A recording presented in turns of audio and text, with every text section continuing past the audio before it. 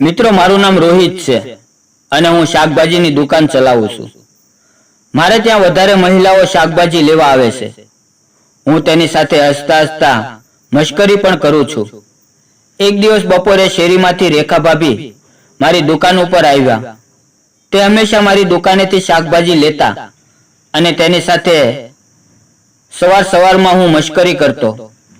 ભાભી આવીને મને કહ્યું, રોહિત, આજે મને મોટા મોટા અને તાજા રીંગણા આપ. તારા ભાઈને રીંગણાનું ભરતું ખૂબ જ ભાવે છે.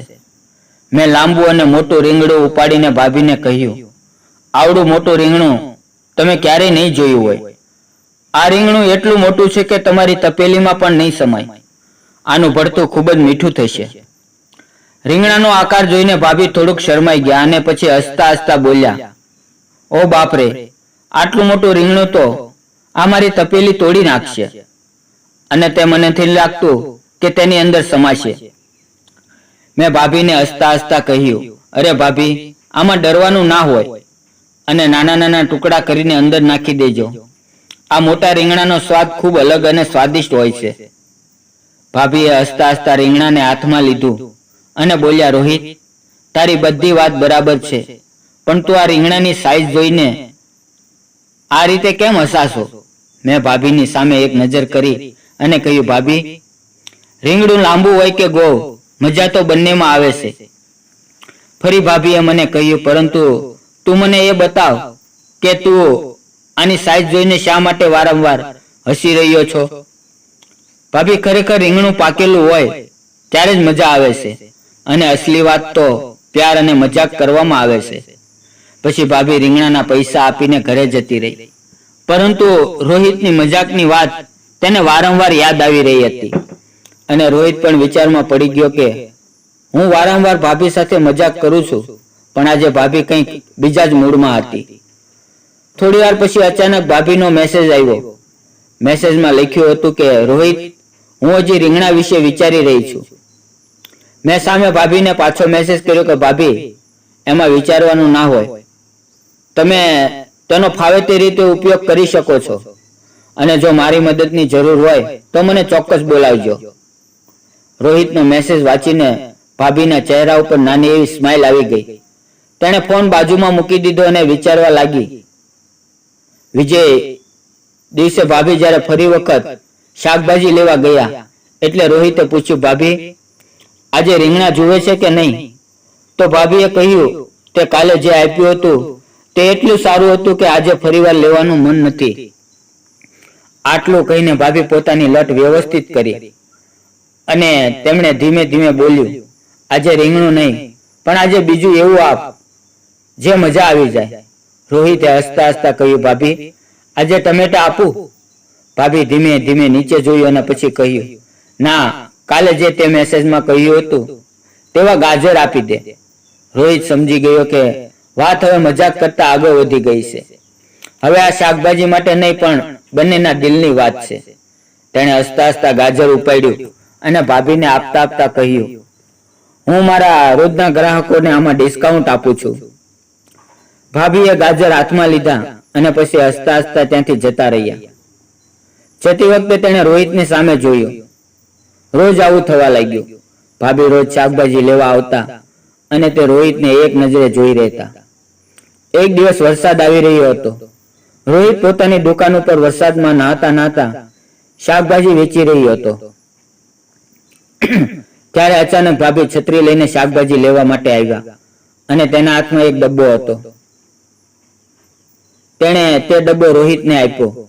રોહિતે ખોલીને જોયું તો તેમાં રીંગણાનું ભરતું હતું.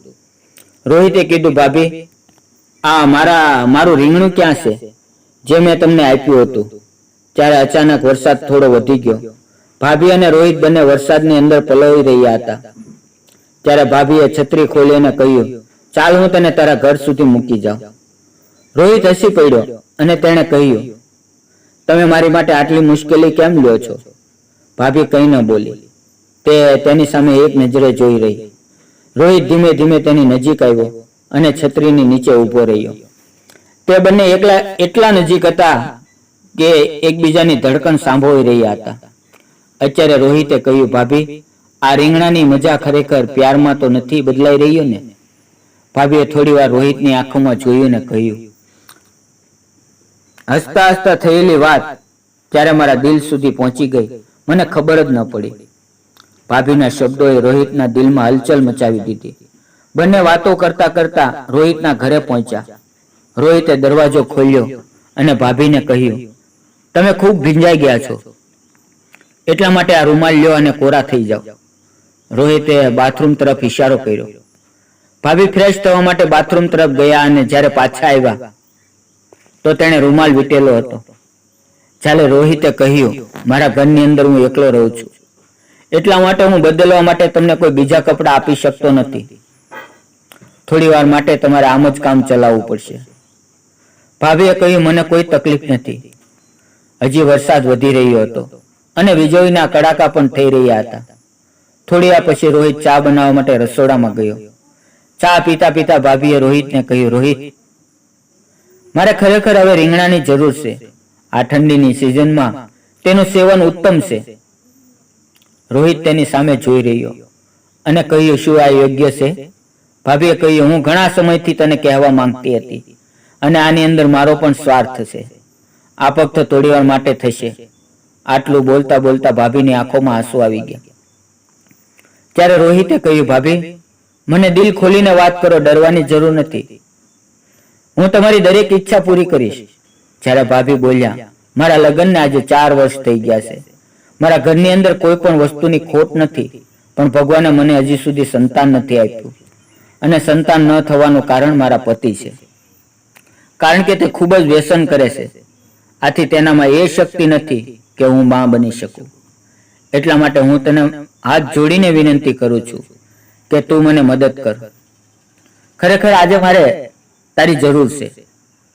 પછી રોહિતે પોતાનું પોટકું ખોલ્યું અને રીંગણા સાથે ટમાટર પર બહાર કાઢ્યા અને ભાભીને કહ્યું, ભાભી, મારી માટે આ બધું નવું નવું છે.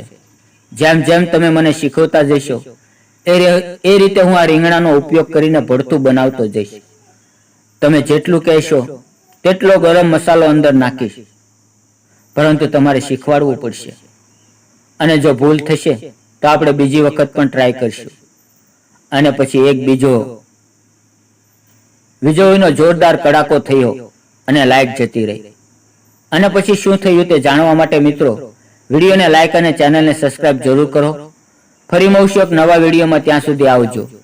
વિડીયોમાં આવેલા નામ, પાત્ર અને ઘટના ફક્ત કાલ્પનિક હતા. તેનો કોઈ પણ વ્યક્તિ, જાતિ કે ધર્મ સાથે સંબંધ નથી. આ વિડીયો ફક્ત ને ફક્ત મનોરંજન માટે બનાવવામાં આવેલો છે. ધન્યવાદ મિત્રો. ફરી મળીએ એક નવા વિડીયોમાં. ત્યાં સુધી આવજો.